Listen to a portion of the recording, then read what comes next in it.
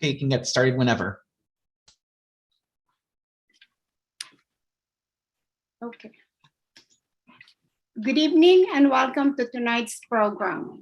My name is Dr. Elby Barroso, and I'm the chair of Manhattan Community Board 6 Health and Human Services Committee. Since I was first selected as chair of the Health and Human Services Committee in December 2020, the committee has been focused on connecting with our local healthcare providers, providing accurate and reliable information to the public, and being proactive in voicing concerns and issues of our communities. We are now presenting the Healthy Living Series, a series of webinars aimed at providing accurate and reliable health information to the public. It is an opportunity to learn from experts and to ask questions. In a world of misinformation and rumors, the opportunity to connect personally with credible health experts can quell the fears we may have. While aspects of pre-pandemic life are returning, we are still dealing with the virus and its dangerous variants. Please continue to exercise precautions. This program is not an end within itself. I urge all members of the public to continue to educate themselves by listening to verified health experts and not just self-proclaimed experts. I want to express a special thanks to Hannah Wade and Stephen Grayson from NYU Langone, as well as their team, all of whom have been wonderful collaborators. I would also like to thank Dan Devine from Manhattan Community Board 6 for being our moderator in tonight's program. A special thanks also goes to our board staff, especially Assistant District Manager Brendan Bird, who was crucial to the organization of tonight's program. Last but not least, I'd like to thank everyone watching at home for tuning in tonight. And I would especially like to thank our wonderful presenters for tonight. Before we begin, I want to encourage all attendees tonight to attend Manhattan Community Board 6 meetings, which includes committee meetings for health and human services. So please visit www.cb6.org for more information. Excellent, thanks, Elsie. Our first speaker tonight is Dr. Joseph Brzezinski. Dr. Brzezinski is the Assistant Commissioner of the New York City Department of Health and Mental Hygiene, Bureau of Tuberculosis Control. Dr. Brzezinski received his MD degree from the University of Louisville School of Medicine and his MPH from the Harvard T.H. Chan School of Public Health. He's trained in internal medicine at St. Elizabeth's Hospital and in infectious diseases at Brown University. He's a board-certified internal medicine and in infectious diseases. Dr. Brzezinski has worked for the Bureau of Tuberculosis Control since 1995 and has served as Assistant Commissioner since 2013. Dr. Brzezinski? All right. Thank you very much, Dan and Elvie. And thank you for inviting me here tonight. I'm going to talk this evening about tuberculosis and also COVID-19 and tell you a little bit about each of them and their interaction and how they've impacted our TB control program in New York City. So I'm the director of the TB control program. A lot of people think that tuberculosis has been eliminated, but we actually do still have tuberculosis in New York City. We see 500 to 600 cases a year. And tuberculosis remains a large public health problem around the world. In fact, until the arrival of COVID, it was the largest infectious disease killer of people around the world. So if we could go to the next slide, please.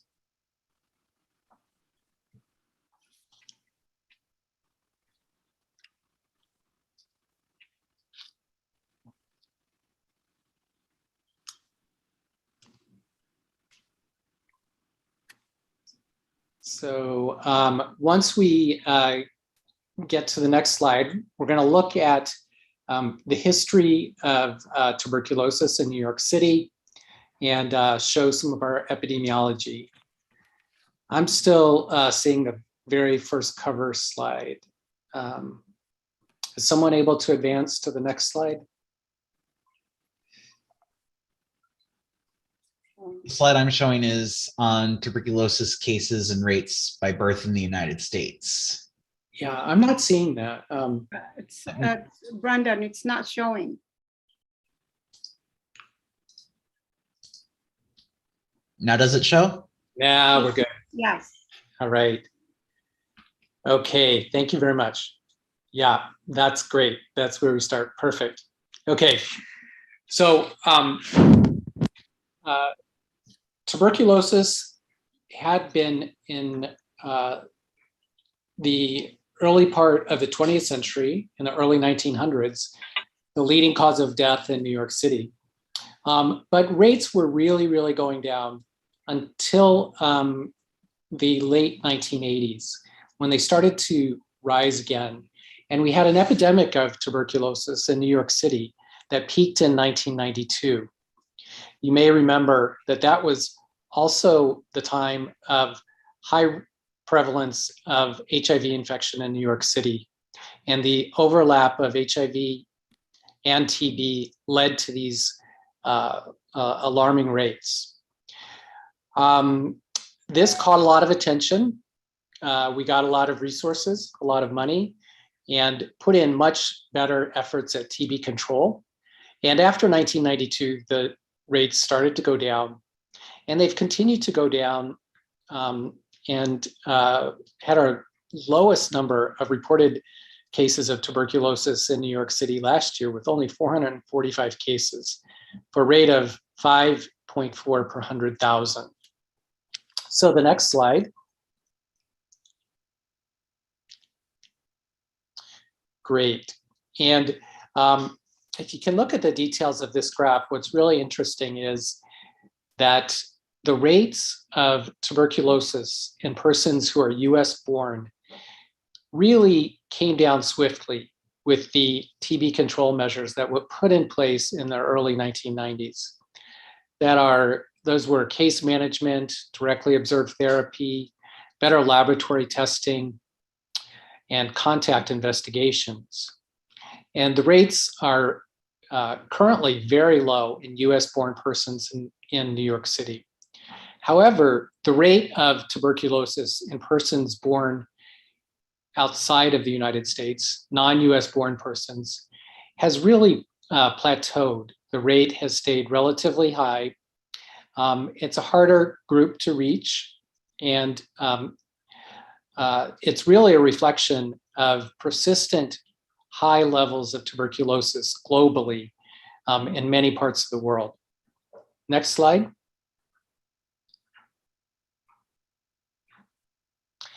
If you look at our epidemiology here in New York City among persons with tuberculosis, it's more common in males than in females.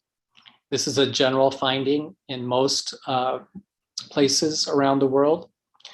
It also importantly affects people in their most vibrant time of life, when there's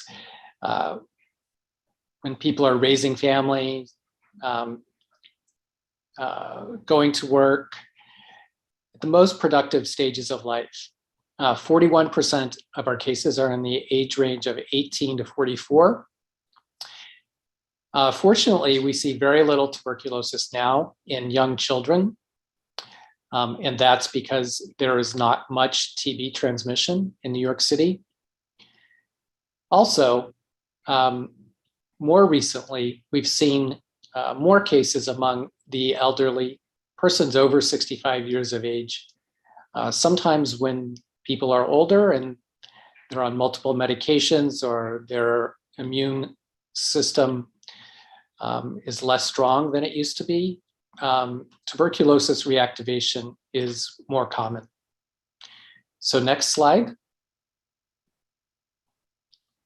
And this shows the rates among the US born What's important in this graph is to look there in the last couple of years at our rates, and you see that tuberculosis is more common in the non-Hispanic Black, and the Hispanic and Asian populations all have higher rates of tuberculosis than non-Hispanic whites. Next slide. If you look at the TB burden by country, persons born in China who are now living in New York City have the highest number of cases.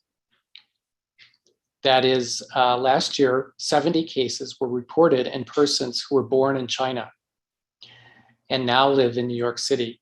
That most likely reflects people who have been infected previously in their country and after moving to the United States, sometimes years later, will develop the symptoms of tuberculosis. After that, after China, we're followed by persons born in the United States, then Bangladesh, Dominican Republic, Mexico, Ecuador, the Philippines, India, and Guyana. All of those countries have higher rates of tuberculosis than we do in New York City and the United States. On the right-hand column, you see rates of tuberculosis. People who have come from these countries have even higher rates. The population of people in New York City from Sierra Leone, Burma, Nepal is much smaller than the population of people from China. So although they did not have as many cases, their case rates were higher. So the case rates were higher in people from Sierra Leone, Burma, Nepal, Lithuania, Thailand, Indonesia, Pakistan, Bangladesh, and Kenya. Okay, next slide, please. And so where do we see TB in New York City? Next click, I think, will show the parts of this map. Yes.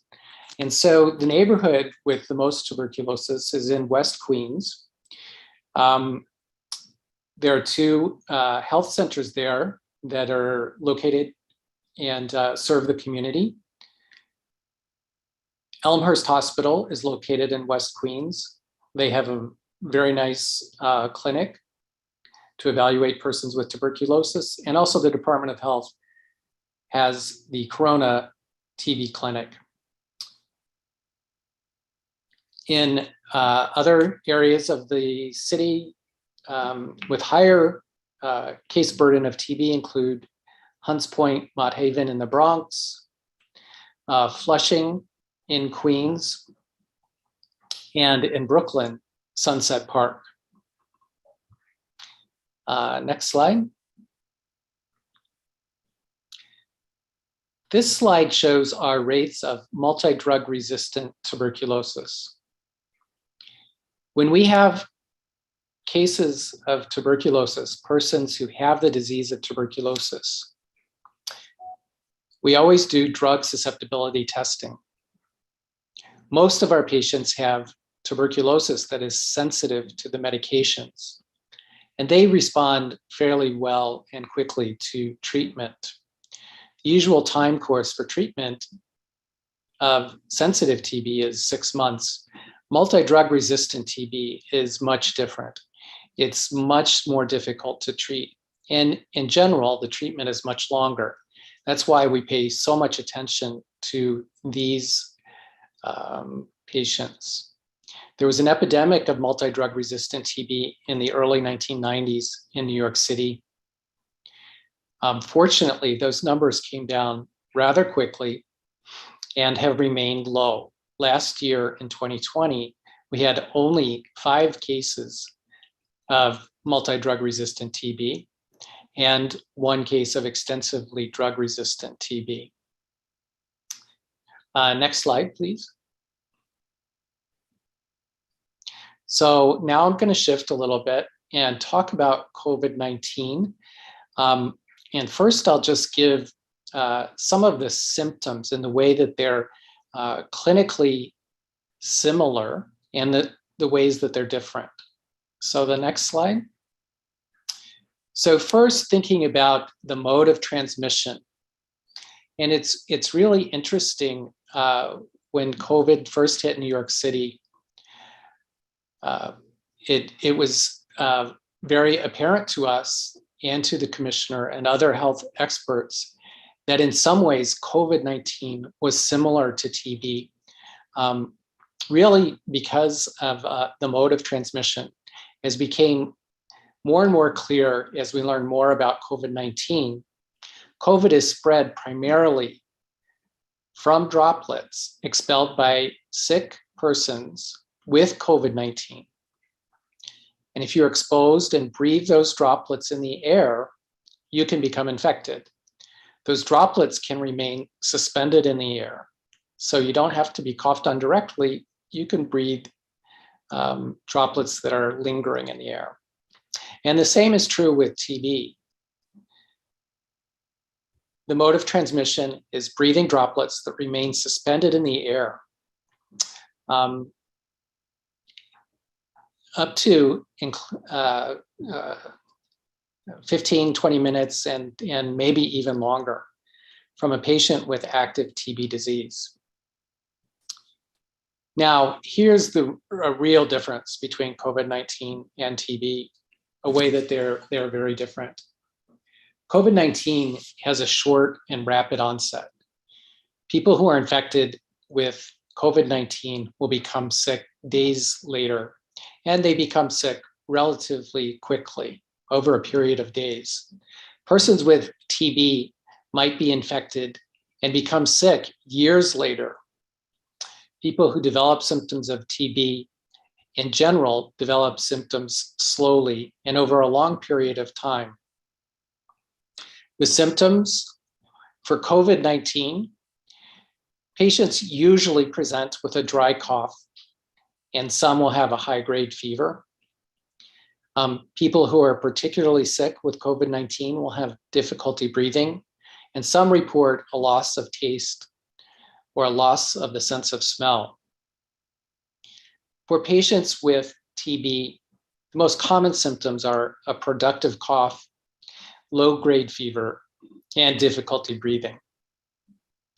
Infection control measures for COVID-19, hand washing, wearing of the mask protects you and protects other people in your community. And of course, now vaccination. For TB, hand washing, use of a mask. We unfortunately do not have an effective vaccine for tuberculosis. Next slide. So what is the impact of COVID-19 on patients in New York City, on our TB patients? And you look at this graphic here, you can see that there on the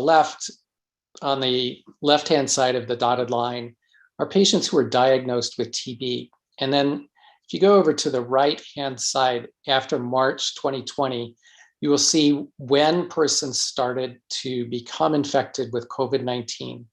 Many of our patients with TB who were under treatment developed COVID right in that time around March or April of 2020.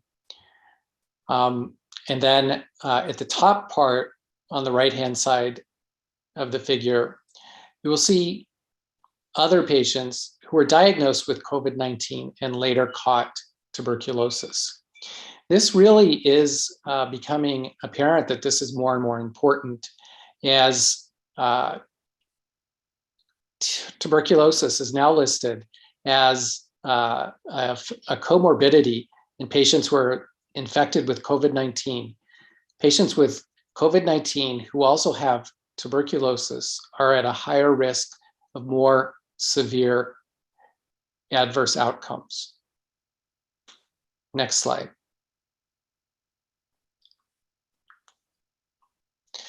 For our patients who had TB and COVID-19, the median age was 55.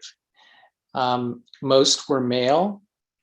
And race, ethnicity reflected our general TB population with the highest percentage in the Asian population. Next slide.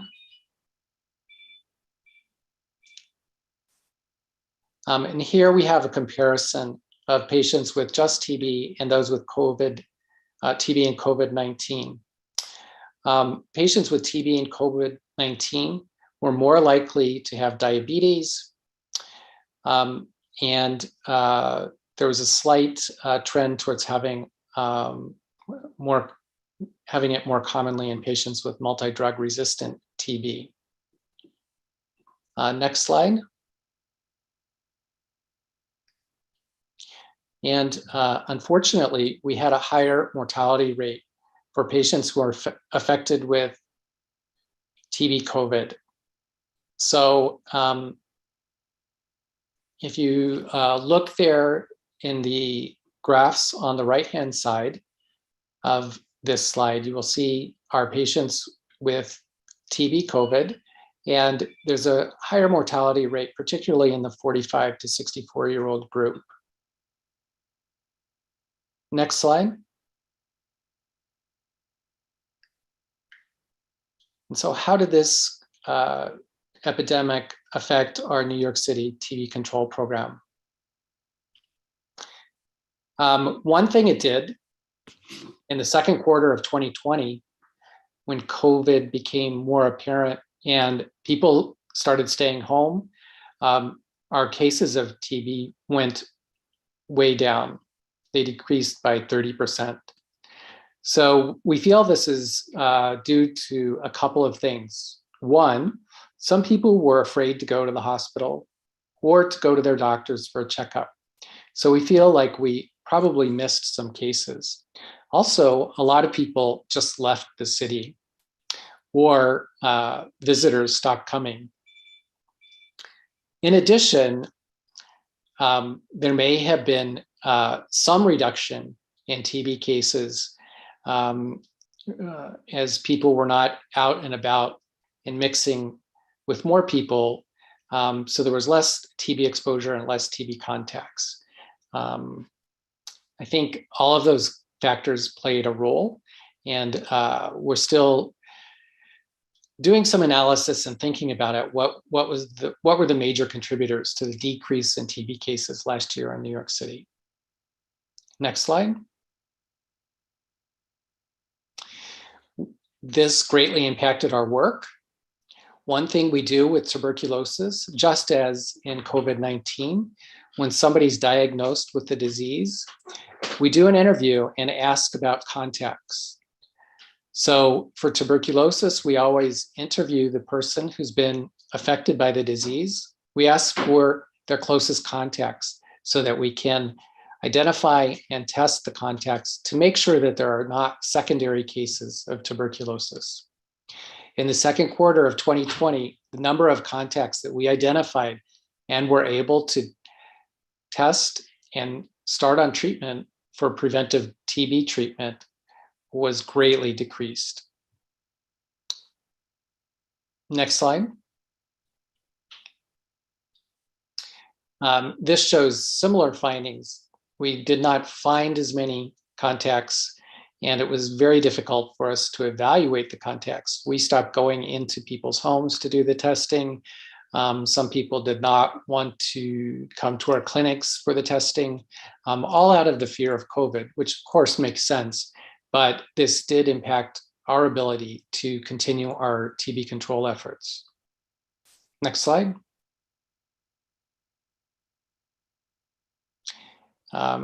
This is a similar thought, and that is the number of people starting preventive therapy once they were diagnosed with latent tuberculosis also took a dip, but has come back to about 80%, which is about our baseline. Next slide. So right when the epidemic of COVID-19 was peaking, we decided to close 3 of our 4 clinics. Most people did not want to come in the Commissioner of Health did not want people traveling unless they really, really needed to. And of course, it was difficult for our staff. People were very scared. There was a lot to learn about COVID-19. So we did keep one of our TB clinics open, and we did manage to provide services for those people who really needed the services, those persons who had already been diagnosed with active TB and still needed medical evaluation. In response, we did implement a telehealth service where we started to see our patients through telehealth videos. And if patients needed medications, we set up a system to mail medications to our patients. And this ended up working very well. Next slide, please. So this is just a graph of the number of patients that we would see in our clinics.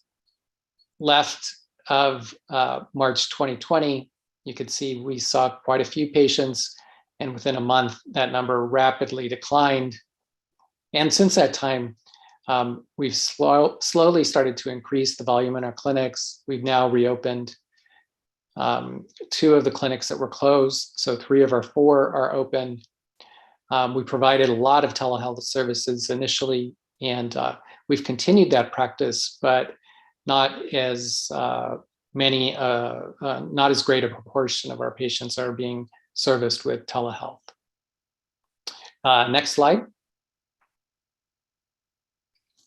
So this is our staff of our Fort Greene Clinic in Brooklyn.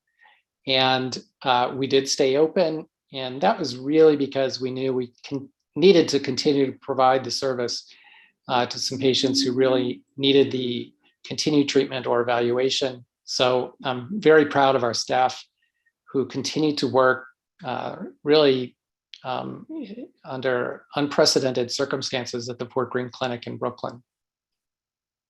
Next slide. Of course, we saw the majority of our patients through the clinic or through telehealth services, but for some patients, they really needed to be seen in person, but couldn't get to the clinic. So we did start a home care service where our doctors and nurses and public health advisors would go out and see patients in their home, do the evaluation, take the blood test, bring the medications, whatever was necessary. And we managed to deliver services throughout the most difficult part of the epidemic. Next slide. Our interviews, of course, we used to go always to the hospital or to a patient's home and speak to them directly for the initial interview. We switched and we started doing all of that by phone or video conference. We do observe our patients take their medication. This is part of a service to encourage patients to take their medicine and to provide whatever assistance we can. That's used to be done largely in person. We switched all of those services to video and going to homes, doing assessments, making testing tuberculosis contacts was all put on hold because of the epidemic. Next slide.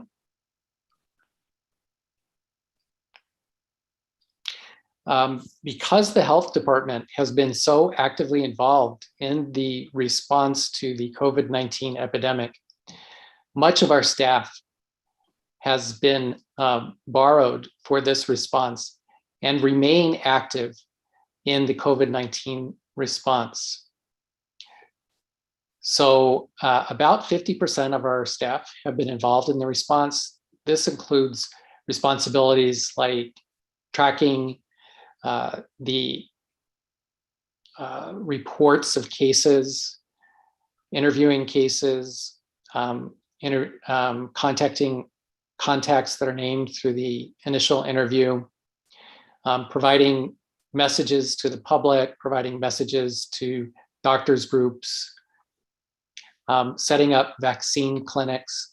All of this takes a lot of work and manpower.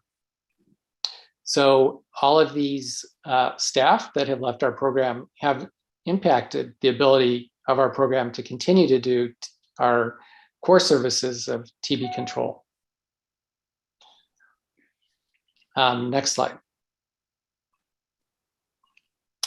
So we at the Department of Health and at the Bureau of TB Control in New York City have really been through a lot in the last year, but our staff has been really resilient. I think they've done a great job. I'm proud of the work that we've done. And we hope to continue to provide those good services in the future. This is a beautiful painting here. This was done by one of our patients when she completed therapy. She was just so happy to be able to breathe again and not to have to worry what breathing meant, that she painted this beautiful picture and gave it to us. I think that's the last slide. So thank you very much. I'm here and available for questions if there are any questions. Thank you. Yeah, Dr. Brzezinski, thanks so much. Yeah. Thank Go you ahead. for your presentation, Dr. Brzezinski. We will now turn to questions from the audience that have been submitted through the Q&A feature of Zoom. Dan Devine, who is a CB6 member and a member of Health and Human Services Committee, will ask questions he has as well as questions from the Q&A feature of Zoom. Excellent. Yeah, Dr. Brzezinski, that was very interesting. Can I actually just first throw out something that's fun that I want you to either tell me if it's completely right or an old wives' tale?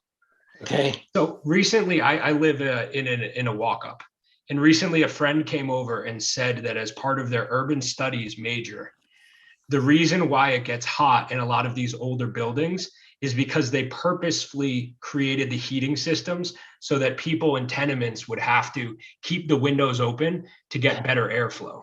Any truth to that? Well, let me say first that keeping the windows open is a great idea. And that's true for people affected by COVID-19 and for patients with tuberculosis. Of course, that was one of the problems with the tenements, particularly in the Lower East Side. There was a lot of people living in a very small area. So, a lot of the housing was overcrowded and there was poor ventilation. You're exactly right. So, and that's a perfect setup for spreading diseases like tuberculosis. Now, was the heating geared that way or set up that way so that people would keep the windows open? I actually love that question because I'm stumped. It makes a lot of sense, but I don't know if there's any truth to it. Okay. But I'm going to look into it. Got it. And then, yeah, if anybody does have a question, please just type it into Zoom. But another question that I had too, as you were going through and I was reading about the symptoms, you mentioned that some of which are persistent coughs, and oftentimes smokers are more susceptible to contacting TB. Can you kind of give me a better sense of, since it's not as common of a disease here, what usually prompts people to go to their physicians and then ultimately to get diagnosed with TB? So most people with TB do have TB of the lungs, pulmonary TB, we call it. And the most common symptoms are a persistent cough. It's often a productive cough. People are coughing for a while and they cough up some junk. And it's often blood streaked or sometimes bloody. And that'll get people to go to their doctor when that happens. Along with it will usually be some weight loss, just feeling tired, sweats at night. All of those things together will cause people to go to their doctor. But the truth is, it's usually months because it's not usually acute. It's something that people think, well, this will go away. Even if they go to their doctor might say, oh, you probably have some bronchitis. It should go away. And so it often takes several trips to the doctor's office before the diagnosis is made. Got it. And then just one other question too, because I know we have to move on. That was a great presentation, but I did have a question in terms of, your study and being an expert in TB. When you first learned about COVID-19, what types of insights did you wind up having because of your study and expertise in TB that, then were later applied to the treatment or public policy around COVID-19? Well, I think the most important was this idea of identifying cases. Once you identify a case, you can tell that person to isolate. We do the same thing for TB patients as happened for COVID-19 patients. Once you have that diagnosis, you need to isolate and interrupt the chain of transmission. Don't continue spreading it to anyone. We ask people with tuberculosis to give us their contacts, to name their contacts, so that we can contact those contacts and say, look, you've been exposed to a disease. You better get tested. For tuberculosis, we're lucky that we have some medications that we can offer people who have been exposed to TB and infected.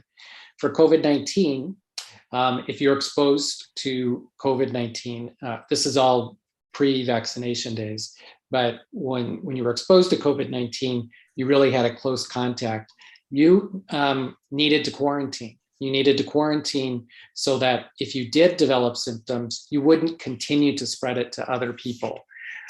So those models are really the same for TB and COVID-19, identifying the cases, identifying the contacts, isolating and quarantining. Those were the models that made TB control very similar to COVID-19 control. Got it. Excellent. Well, thanks so much for the presentation. It was super, super interesting. Well, thanks for asking us here, and I really enjoyed it. Definitely. And now let's move on to our next speaker, who's Dr. Abraham Chichowa. Dr. Chichowa is the Associate Director of Cancer Services for the Perlmutter Cancer Institute at NYU Langone Health. He's also a J. and Isabel Fine Professor of Oncology and a Professor of Urology at the NYU Grossman School of Medicine and Section Chief of Medical Oncology at NYU Langone. Dr. Chichowa attended medical school at Monash University and completed residency and clinical fellowships at Alfred Hospital and Peter MacCallum Hospital in Melbourne, Australia. Dr. Chichowa specializes in the treatment of cancers of the lung and chest. He's the Associate Director of Cancer Services at Perlmutter Cancer Center, and with the help of a large team, Dr. Chichowa oversees the expansion of the Cancer Center to network sites in Brooklyn, Queens, and Long Island. Dr. Chichowa conducts research in immunotherapies and thoracic cancers. He's been involved in a number of clinical trials for the treatment of non-small cell lung cancer, and he has a particular interest in the study of novel targeted therapies and how to use them earlier in the course of illness and how to combine them with conventional chemotherapy for the treatment of advanced thoracic cancers. Thank you, Dr. Chichowa, for your willingness to speak to us tonight about what we need to know about cancer at every age. Thank you. That's a very impressive introduction. Thank you. Can you guys hear me? Yeah. Okay. All right, I'm going to try and share my screen. Okay, so hopefully I don't mess it up, but I'm very likely will. Here we go. Can you guys see my screen? Share. Okay, slide one. And we do this one.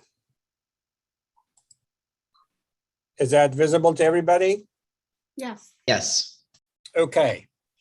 So the title of my presentation is What You Need to Know About Cancer at Every Age, and I'll talk a little bit about that. I'm going to focus the discussion a little bit more towards screening.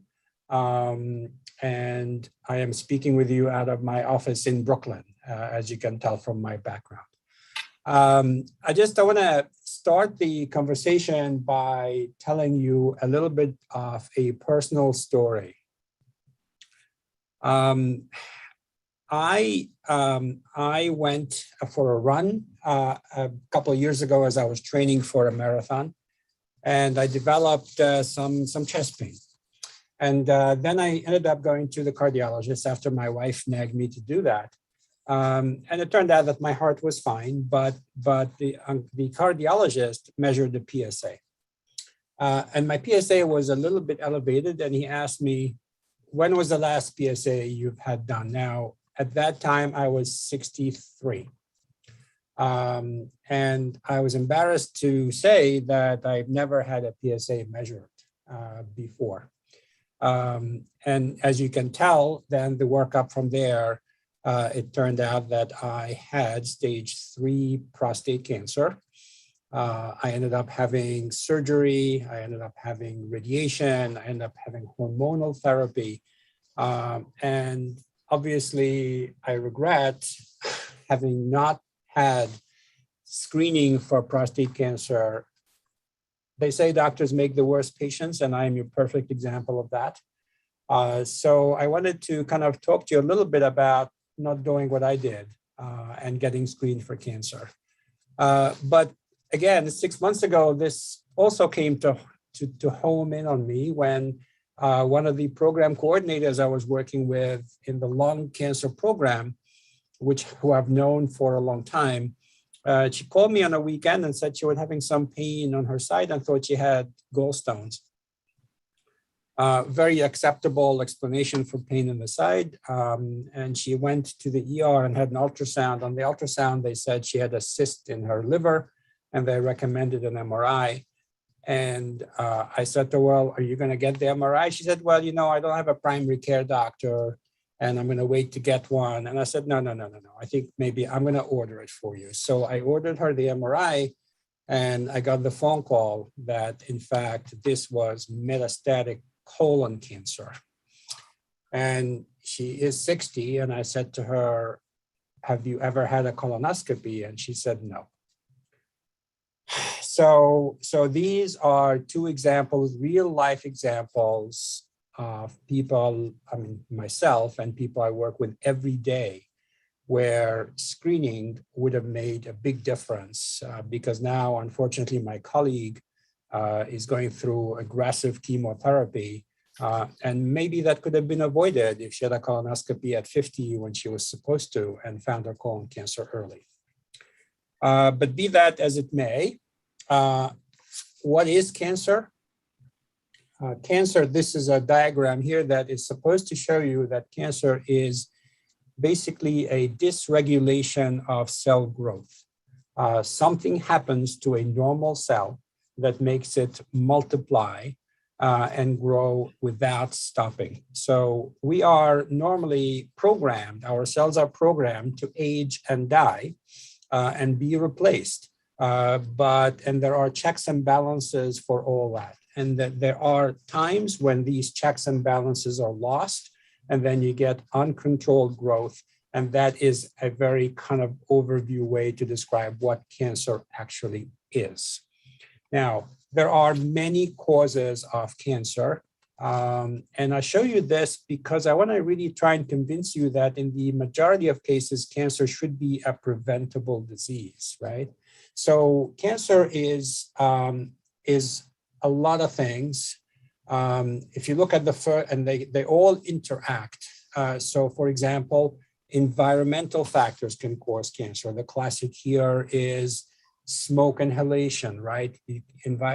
Sun exposure with skin cancer. Where we work and live, maybe exposure to asbestos, right? Things like that that can actually lead to the development of cancer. There are some behaviors that we do.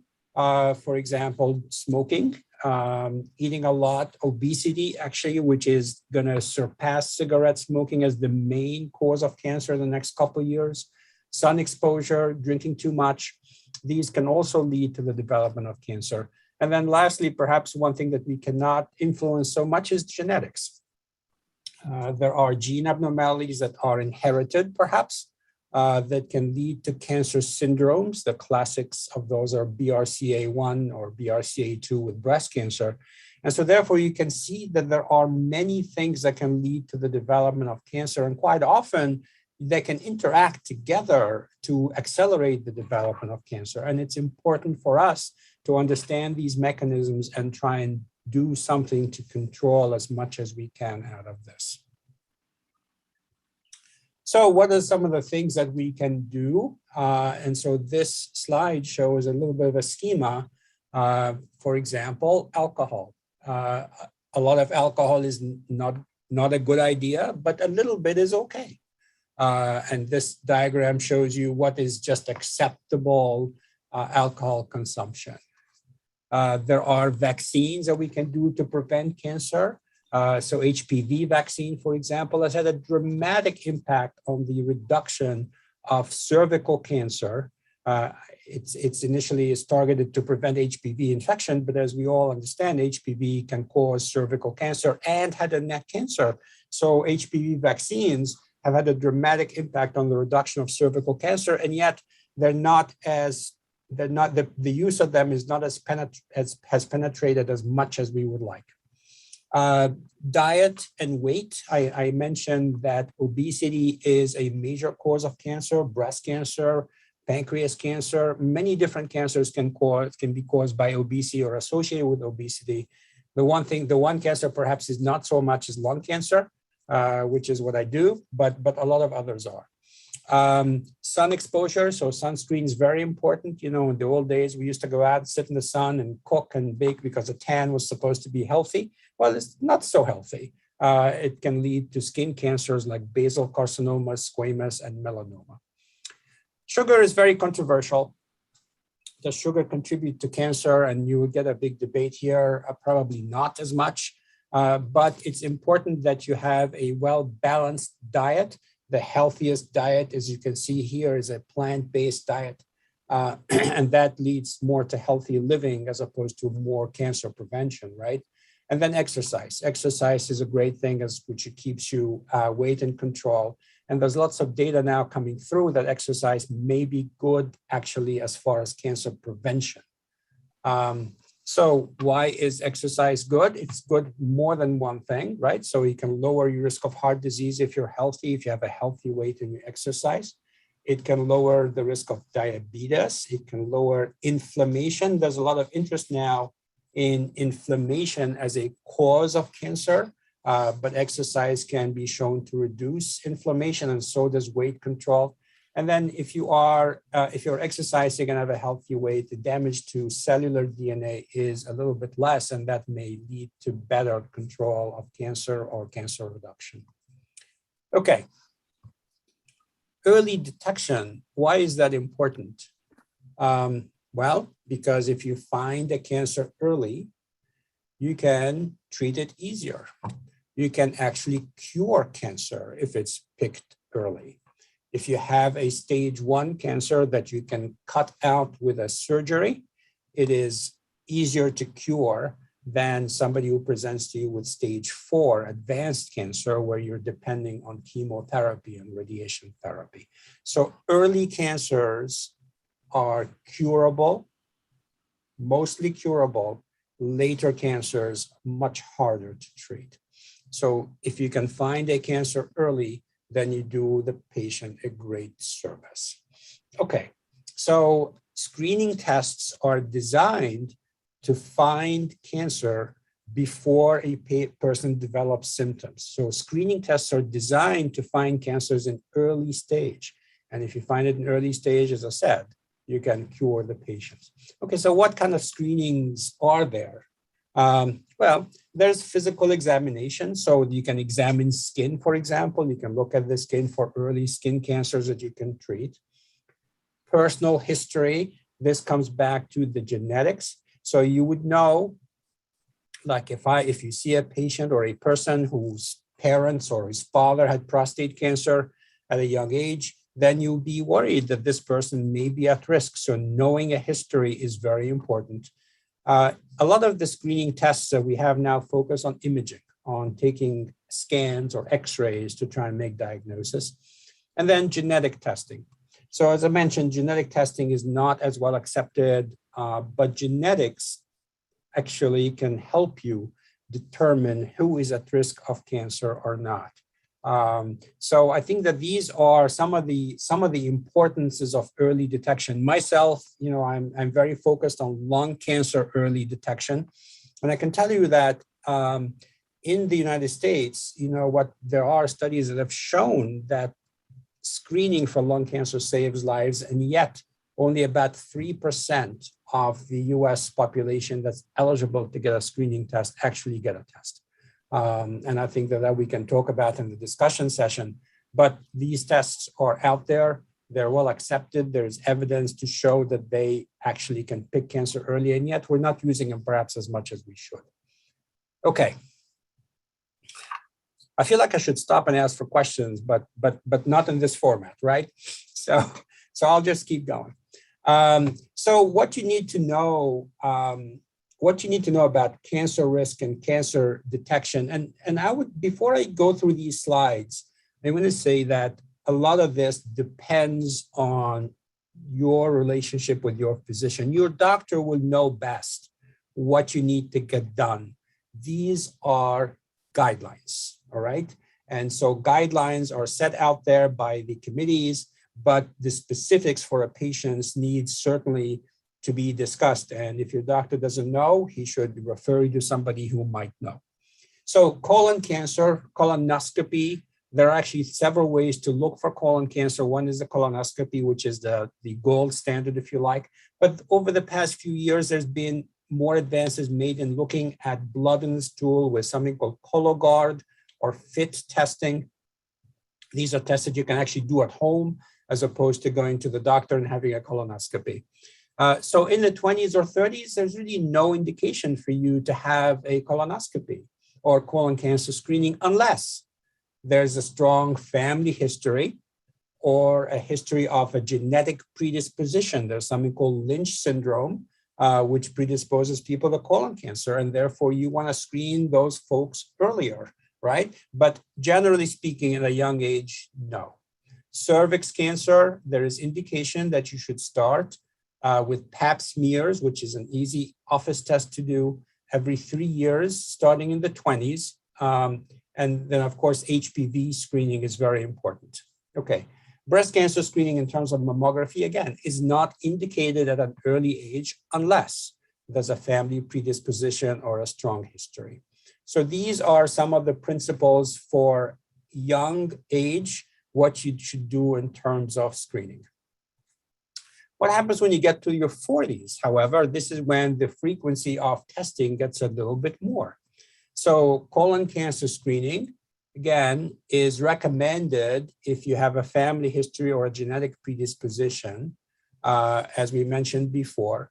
And here, you have to speak to your doctor about whether you qualify for early screening or genetic testing. The Pap smear recommendation is the same as what it was in your 20s and 30s.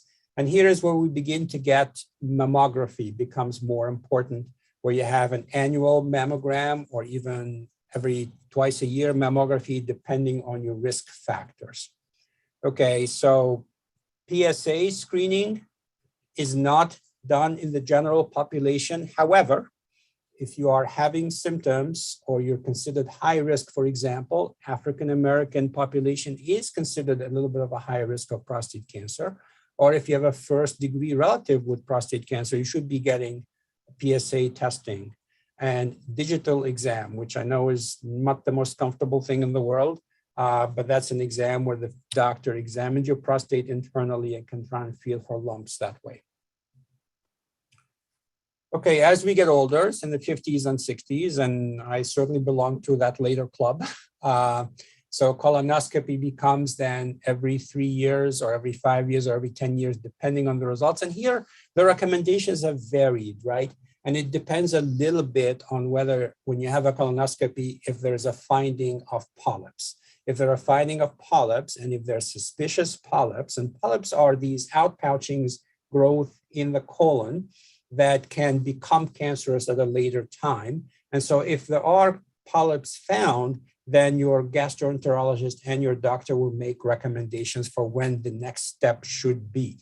If you have a totally clean colon exam, then 10 years, you get the 10-year pass, and you can wait for 10 years to get your next test. So the answer to how often will depend on the findings.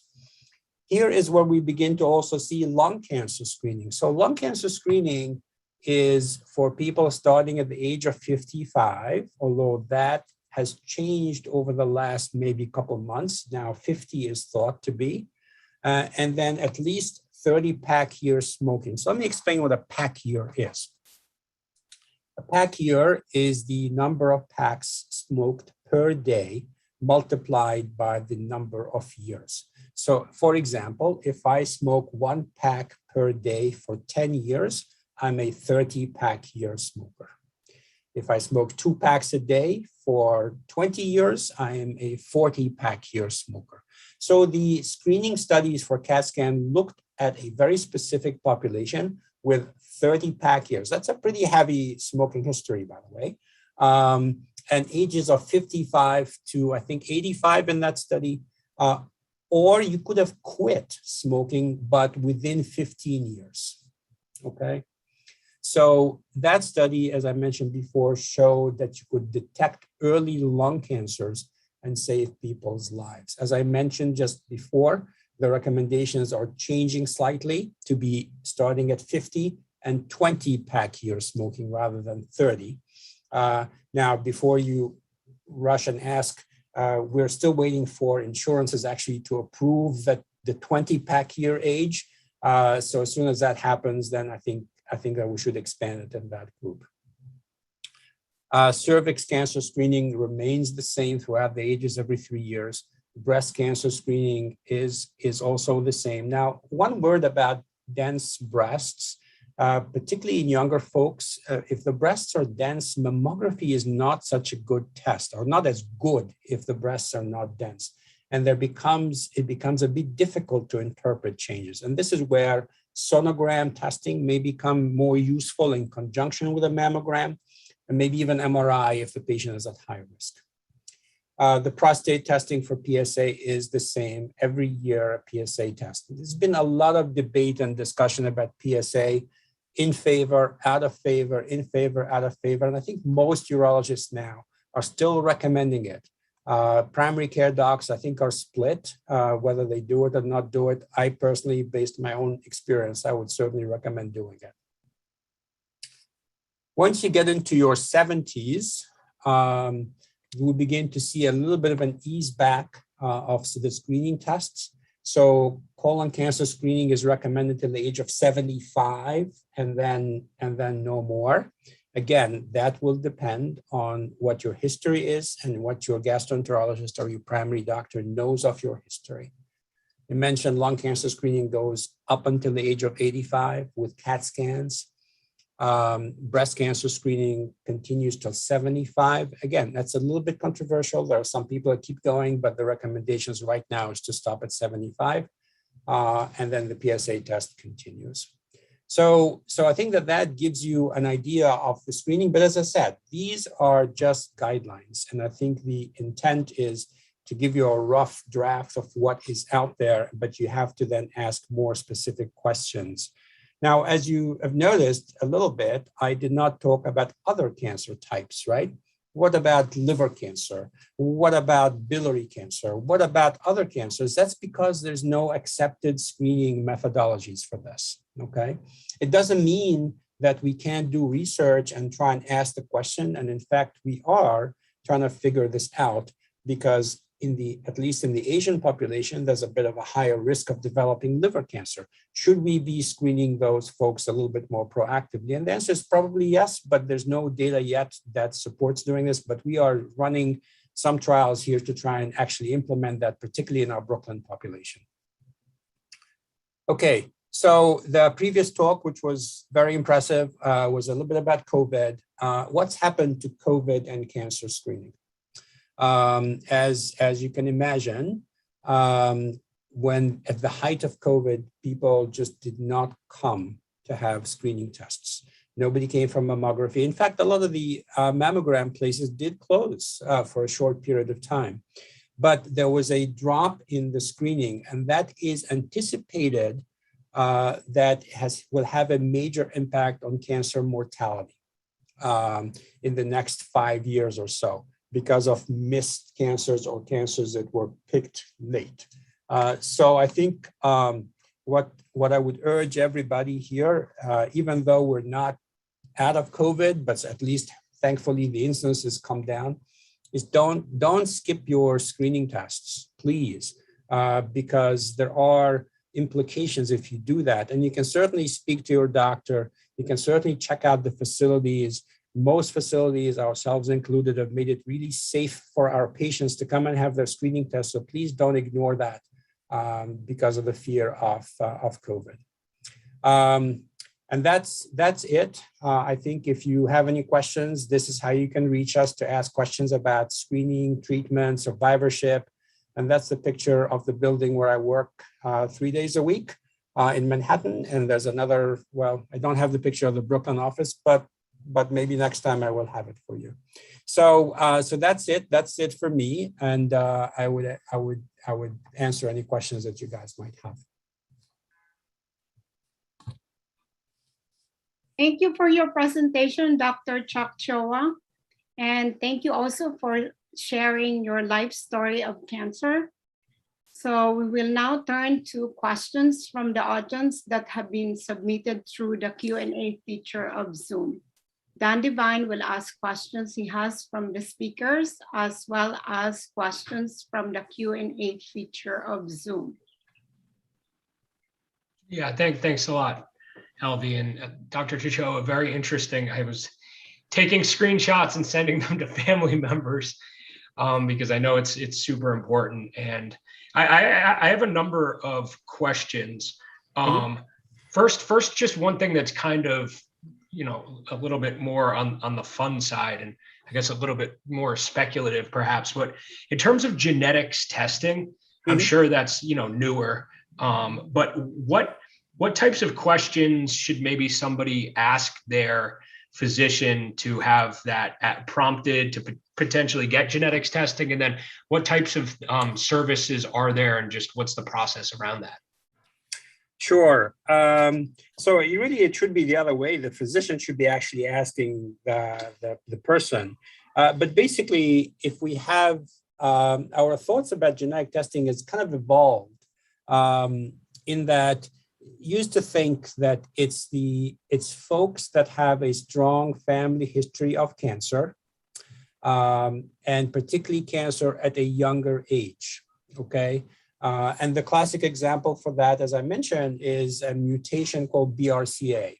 And the BRCA mutation can predispose people to multiple cancers, including breast, including ovary, including pancreas, including skin. So I think that it behooves the physician looking after the patient to get a comprehensive family history of what's going on. Now, here at NYU, we have a process that if there is any question, the patient is referred to a genetic counselor. A genetic counselor is a person who's trained in exactly looking for these mutations.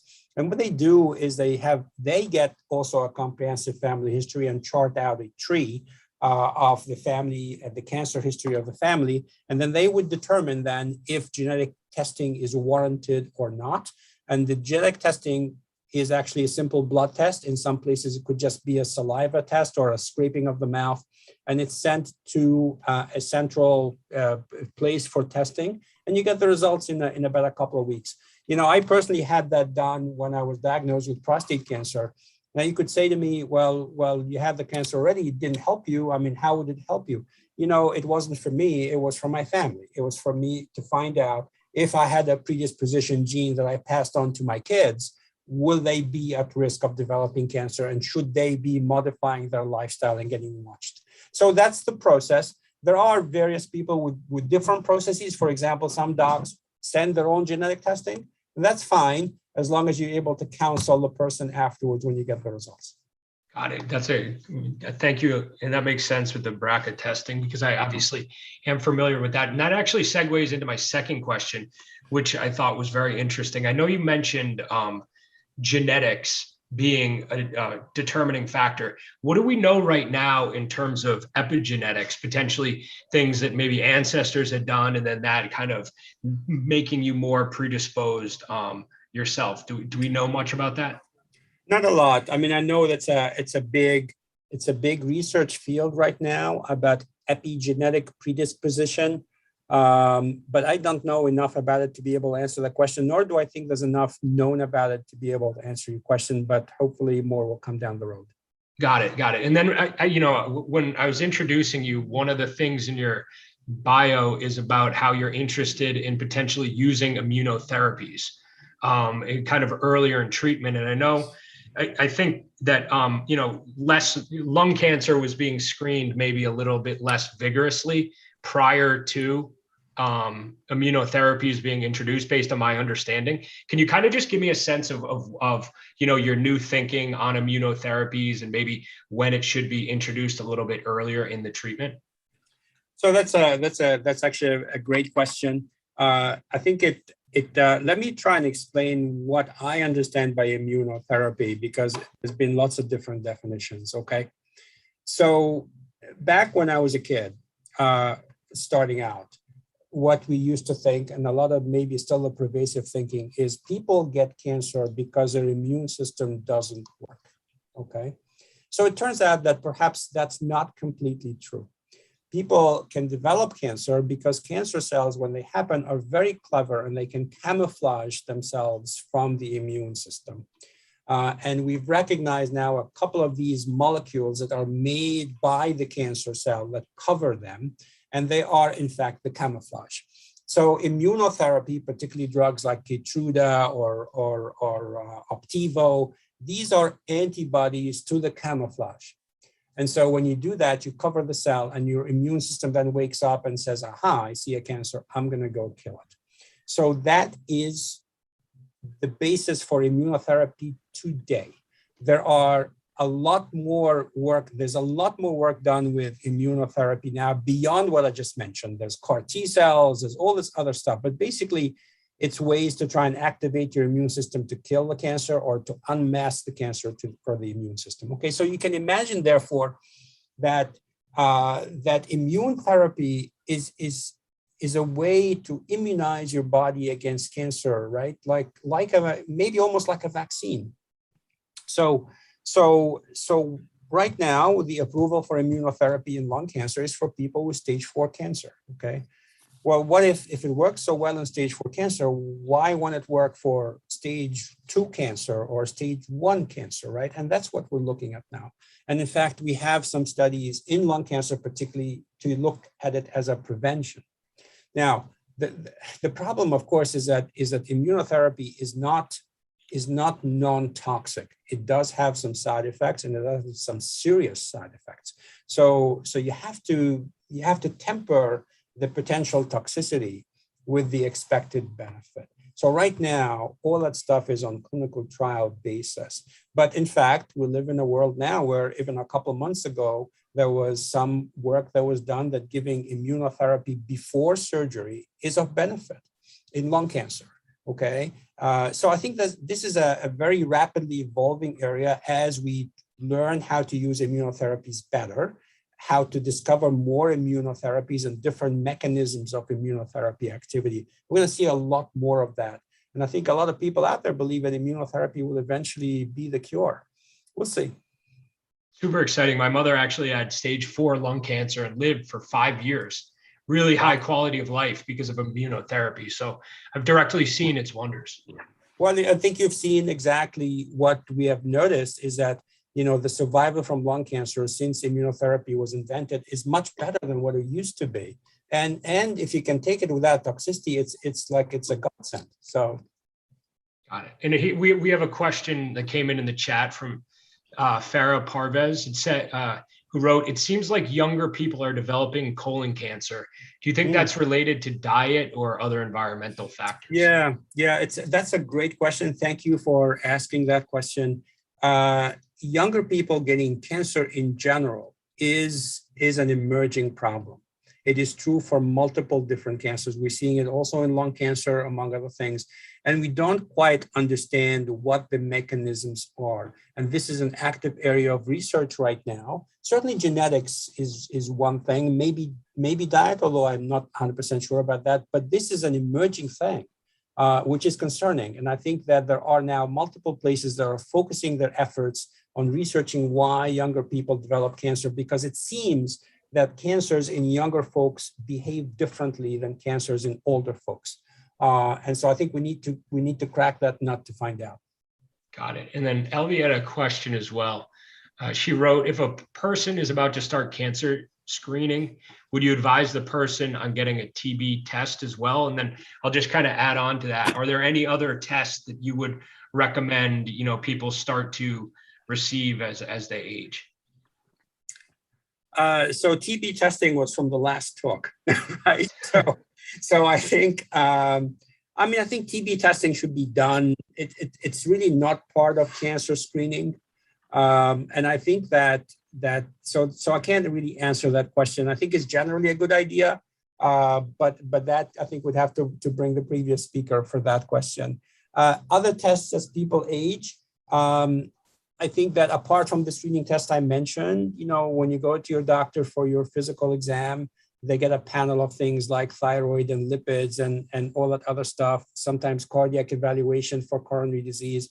I think all these tests are relevant, but I think, obviously everything needs to be tailored. You can't really have every test known to man. You have to tailor that based on your history and your family history.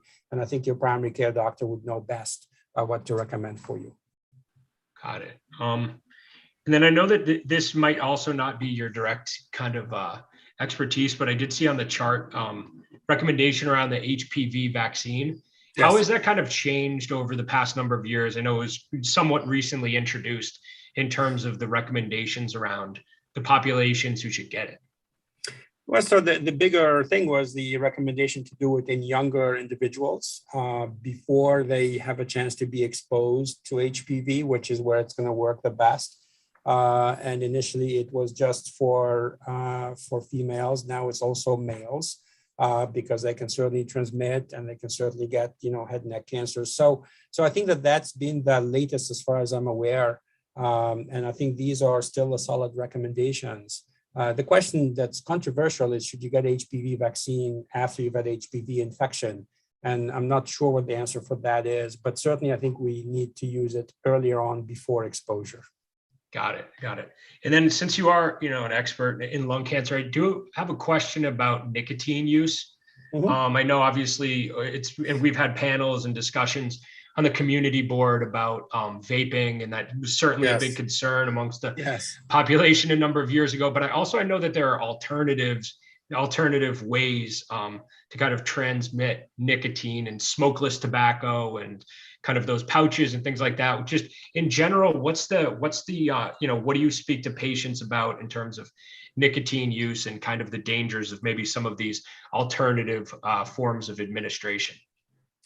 So I think the jury is a little bit out on alternative forms of administration. Nicotine itself is bad. Okay, I mean, it can be carcinogenic. So I think whichever way you do it is not good. I mean, if you chew tobacco, for example, you get a risk of oral cancers. If you smoke it, you get the risk of lung cancers.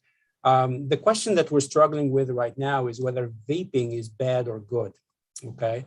And some people think that if you use vaping to get off smoking, it's a good thing. Whereas if you use it as a bridge to start smoking, it's bad. And I think that's an area of research actually where we have a whole center now that's looking at the risk of cancer with vaping. So I think, if you're naive like me, you think anything that you inhale is not good for you if it's not supposed to be there.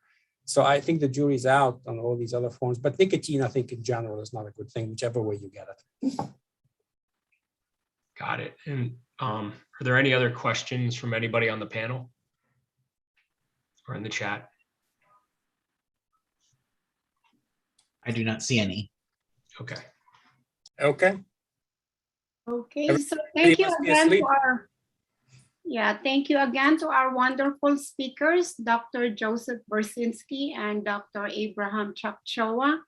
It means a lot that the two of you have taken time out of your busy schedules to inform our communities about tuberculosis versus COVID-19, as well as what you need to know about cancer at every age.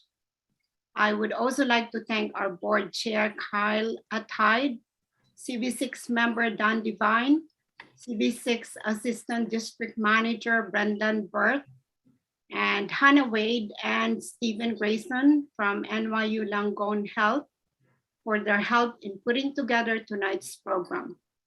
Lastly, thanks to all of the attendees for your participation, thoughtfulness, and care for these subject areas. I hope that you share this information with your networks.